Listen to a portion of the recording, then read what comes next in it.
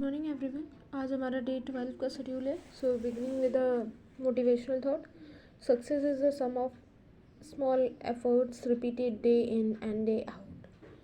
So this is totally correct कि आप successful होते हो कब, जब आप उतने जितने भी आपके डे के एफर्ट्स, आप डे से उठते हो और शाम तक जो भी जितनी भी एफर्ट्स आप इस पर पुल करते हो ना, जितना भी एफर्ट्स डालते हो, सक्सेस उसी का पूरा सम अप होती है, पूरा टोटल वही होता है।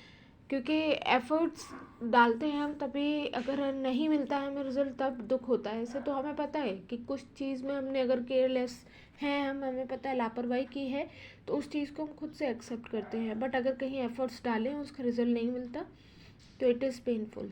तो इसलिए अपने एफर्ट्स सही जगह लगाओ, एक सही वे में लगाओ, डेफिनेटली सक्सेसफुल हो गया।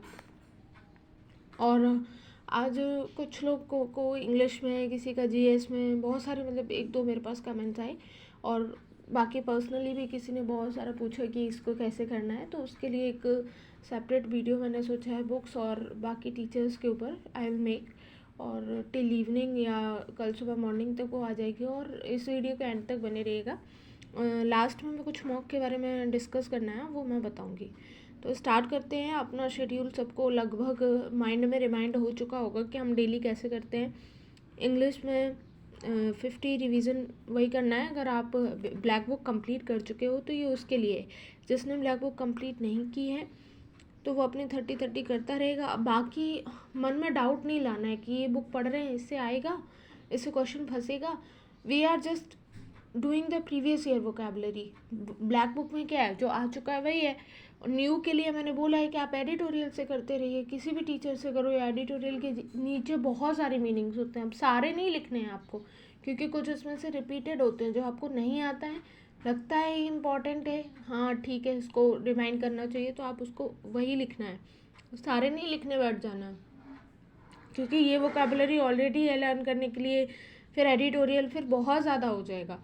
आपको खुद ही लगेगा कि अरे ये तो मेरे से हो ही नहीं रहा है। एक शेड्यूल डेली आप उठो, जब तक शेड्यूल बना के नहीं करोगे ना प्रिपरेशन, तब तक नहीं होगा। क्योंकि तब आपको खुद नहीं पता चलेगा। किसी दिन मॉर्निंग में उठे, जीएस पढ़ ली उठा के, फिर दोबारा मैथ्स लगा ली, रीजनिंग कर लिया, करंट अफेयर उठा ली, ऐसे नहीं होता ना। आप एक फिक्स टाइम रखो कि इतने से इतने तक मुझे ये करना है, देन उसके बाद मैं ये करना है, फिर मैं ये करूँगा, इस तरीके से करना है। ठीक है, एक वे, प्रॉपर वे लेकर के चलो। ठीक है। और प्रपोजिशन के रूल्स करने हैं, मतलब ये वोकेबलरी इज़ द की। कहीं ना कहीं आप अगर एसएससी के एग्ज़ाम दो या कोई और अदर रिलेटेड एग्ज़ाम दो जहाँ पर इंग्लिश आती है, तो आपकी वोकेबलरी एक स्ट्रॉन्ग पॉइंट आप अभी से बना करके चलो कि मुझे कोई एग्ज़ाम देना है। जो आपका टारगेट है, ठीक है सीजीएल टारगेट है, बट अभी वो दूर है थोड़ा, लेकिन उससे पहले अगर कोई और एग्ज़ाम आया, आपको लगता है कि अरे यार नहीं ये मेरे लिए है, मैं ये दे सकता हूँ, तो आप वहाँ पे वोकेबलरी आप इतनी कंप्लीट कर चुके होगे। चाहे वो एडिटोरियल से करो या आप ब्लैक बुक से करो, जिससे मर्जी हो। आपने किसी टीचर के नोट्स ले रखे, किसी की बुक ले रखी है, आप किसी से करो, बट करो डेली बेसिस पे। प्रोपोजिशन के रूल्स करने हैं और 90 to 100 120 रूल्स करने हैं। पिनैकल में 30 एरर और फिलर करनी है। ये भी प्रीवियस ईयर है कि जिससे आप एरर, जो आप ये रूल्स पढ़ रहे हो, जितनी भी ग्रामेटिकल चीज़ें पढ़ रहे हो, वो आप इसको यहाँ पे एरर में अप्लाई कर पाओ। और फिलर ये मैंने एडिशनल रखा है कि जिससे कुछ कुछ प्रीवियस ईयर क्वेश्चंस भी आपके प्रैक्टिस होते रहें। रीजनिंग में स्टेटमेंट एंड कंक्लूजन की 2-3 दिन मैंने क्लास का बोला। अब आप क्वेश्चंस लगा लीजिए जो मतलब दे चुके हैं, जिनका रीजनिंग का जो प्री वाला सिलेबस है वो कंप्लीट था। मेंस का सिलेबस की बात कर रही हूँ कि टिल जनवरी या टिल दिसंबर आप कंप्लीट करते हैं अपना। मेंस में कुछ टॉपिक्स रह गए थे, अरे यार ये मैंने बहुत जल्दबाजी में करा था, ये नहीं पढ़ा था, तो वो अभी कंप्लीट करने का टाइम है, वो कर लो। इसीलिए अभी मेंस और प्री दोनों को मैंने जो है, अगर कुछ लोग होंगे कि अरे हम तो पढ़ चुके हैं, अब हम क्या करें, तो उसके लिए मैंने ये भी इंक्लूडेड किया है। और एनालॉजी के क्वेश्चंस, जो बिगिनर्स हैं एनालॉजी की क्लास अगर नहीं कंप्लीट हुई है तो क्लास कर लो। प्री का सेक्शनल मॉक देना है एक। ये सेक्शनल मॉक मैंने जस्ट स्पीड के लिए दिया है कि ताकि आप उस जो टाइम मिलता है, टाइम पीरियड 18 मिनट्स है, जितना भी आपको अलॉटेड रहता है उसमें, उससे विदिन थोड़ा और कम टाइम में करने की कोशिश करो। एग्ज़ाम में प्रेशर होता है, वहाँ पे हमसे क्वेश्चंस जो बनने वाला होता है वो भी नहीं बन पाता है, तो इसलिए वहाँ उस चीज़ को टैकल कर पाओगे वहाँ टाइम सेव करके।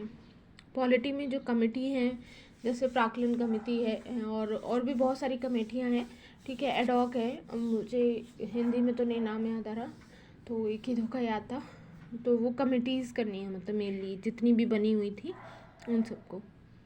एंडोक्राइन और एक्सोक्राइन सिस्टम आपने कल याद किया, तो उसके आप क्वेश्चंस कर लो आज।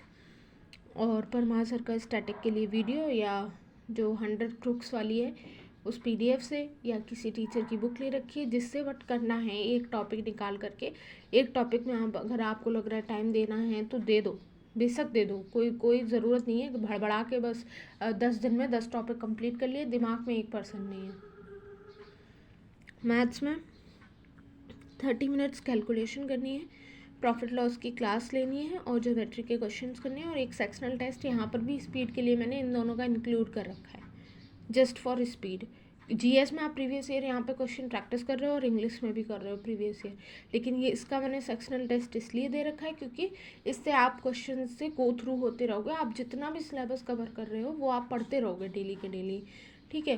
बाकी मैं मॉक के लिए क्या बता रही थी, जैसे आपको आप बहुत सारे लोग हैं मॉक देते हैं, ठीक है, सेक्शनल ये वाला मॉक दिया और ये भी दे दिया डेली, ठीक है, डेली बेसिस पर, ठीक है, मैंने बोला है मॉक देना है, लेकिन किस तरीके से देना है, ये नहीं मुंह उठाया कहीं जा रहे हैं रास्ते में रीजनिंग का मॉक सॉल्व कर रहे हैं, मतलब शांति से बैठ करके पूरी फुल पावर कंसंट्रेशन के साथ में अगर आप मॉक दोगे ना, डेफिनेटली स्कोर इम्प्रूव होगा। दूसरी चीज़ जो मोस्ट क्रूशियल पॉइंट होता है सबसे ज़्यादा, वो होता है आपके लिए कि मॉक को एनालिसिस करना।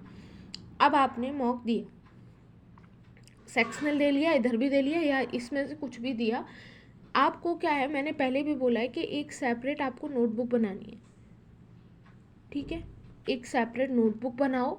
उसमें क्या है, जो आपको लगता है कि ये क्वेश्चन इम्पॉर्टेंट है, जो जितने भी इम्पॉर्टेंट है उन क्वेश्चंस को स्टार मार्क करके जिस पेन से लिखना है, जो कुछ भी लिखना है, बट वो उस नोटबुक में आपके सारे क्वेश्चंस होने चाहिए, सारे क्वेश्चंस।